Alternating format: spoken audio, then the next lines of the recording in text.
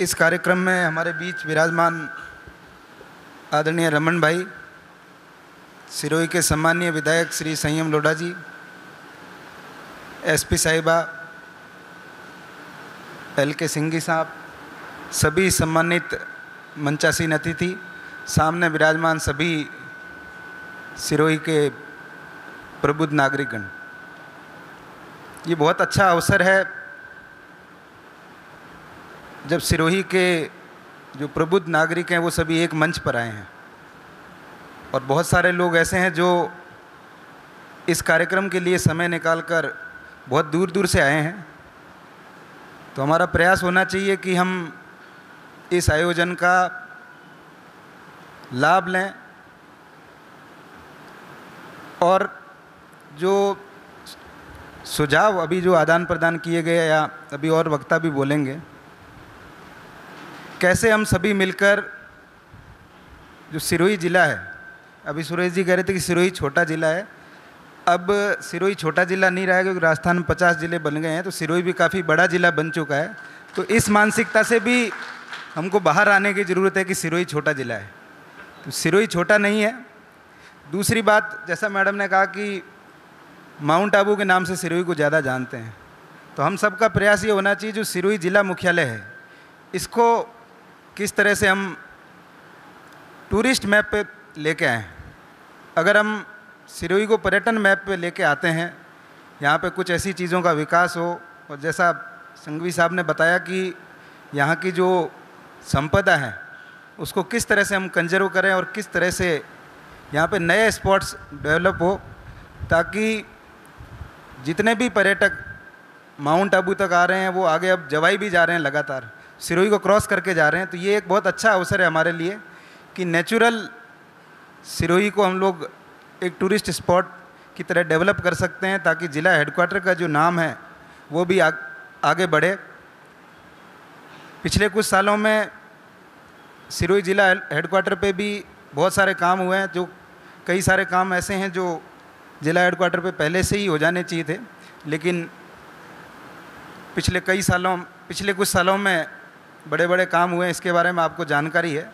मैं आप लोगों से ये भी कहना चाहूँगा कि हमारे यहाँ के जो इंडस्ट्रियलिस्ट हैं, जो प्रबुद्ध नागरिक हैं, उनका सिरोही के अंदर इन्वेस्टमेंट बहुत कम देखने को मिलता है। जो सिरोही सिटी है, जब तक हमारे यहाँ के लोग खुद सिरोही में इन्वेस्ट नहीं करेंगे तब तक सिरोही डेवलप नहीं होगा। सरकार अपनी तरफ से इंफ्रास्ट्रक्चर डेवलप कर रही है, लेकिन मैं आप लोगों से ये भी कहना चाहूँगा कि सिरोही में भी किस तरह से यहाँ इन्वेस्टमेंट आए, ताकि बाकी जो हमारे जो बड़े सिटीज़ हैं उस तरह सिरोही हेडक्वार्टर भी आगे बढ़े। सिरोही के भामाशाह हमेशा जब भी हम लोग उनको कोई भी रिक्वेस्ट करते हैं तो यहाँ कंपटीशन होने लग जाता है। जैसा कॉलेज के बारे में भी बताया, तो दोनों कॉलेज का तो मुझे अच्छे से ध्यान है, कालिंद्री और कैलाश नगर, क्योंकि दोनों का MOU मेरे रहते ही हुआ है। तो दोनों जगह हमको कंपटीशन देखने को मिला कि मैं भवन बनाऊंगा, नहीं मैं बनाऊंगा। तो ये बहुत अच्छी बात है। जब भी हम कोई भामाशाहों के लिए कॉल करते हैं तो हमेशा बहुत ही अच्छा और पॉजिटिव रिस्पॉन्स आता है। हमारी उम्मीद से अधिक सपोर्ट यहाँ के प्रवासी जो नागरिक बंधु हैं उनका रहता है। पिछले 2 सालों में हमने सिरोही स्थापना महोत्सव की शुरुआत की थी। तो सिरोही स्थापना महोत्सव टोटली जो हमारे भामाशाह हैं उनके माध्यम से हमने पिछले 2 साल में इस आयोजन को मनाया, और इसमें हमारी कोशिश यही रहती है कि सिरोही के जितने भी प्रवासी हैं वो सिरोही ज़िले से जुड़े, और बाकी विकास के बारे में जो भी सुझाव रखे हैं, खास करके एजुकेशन सेक्टर में बहुत सारे कॉलेजेस और स्कूल्स हमारे यहाँ के भामाशाह बना के दे रहे हैं।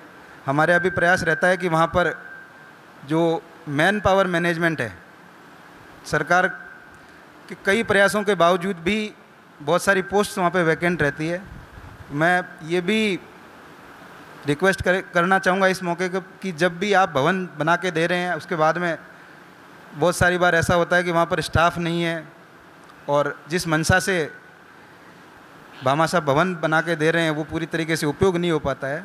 तो हमको मिलकर उस पर भी विचार करना चाहिए। कई सारे मॉडल उसमें हम लोग PPP मॉडल के बारे में सोच सकते हैं, जिसमें जो भवन हमारे बना के दे रहे हैं वो शिक्षण व्यवस्था के रूप में भी उनका कुछ ना कुछ हम रोल रखें, ताकि मैन पावर के रूप में भी अगर आवश्यकता पड़ती है तो मैन पावर भी हम उनके माध्यम से ले सकते हैं, ताकि इस तरह के जो भी बड़े बड़े भवन बन रहे हैं उनका सार्थक उपयोग हो।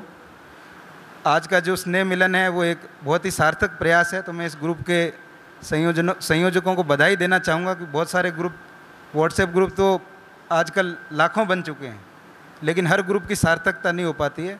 तो ये ग्रुप सही मायने में अपना कार्य कर रहा है और बहुत सारे क्रिटिकल व्यूज़ भी इसमें पढ़ने को मिलते हैं, हम लोगों को भी सुनने को मिलता है। ग्रुप के माध्यम से कई बार कई समस्याओं का भी जब जिक्र होता है तो हम लोग भी उसका संज्ञान लेके उसको ठीक करने की कोशिश करते हैं।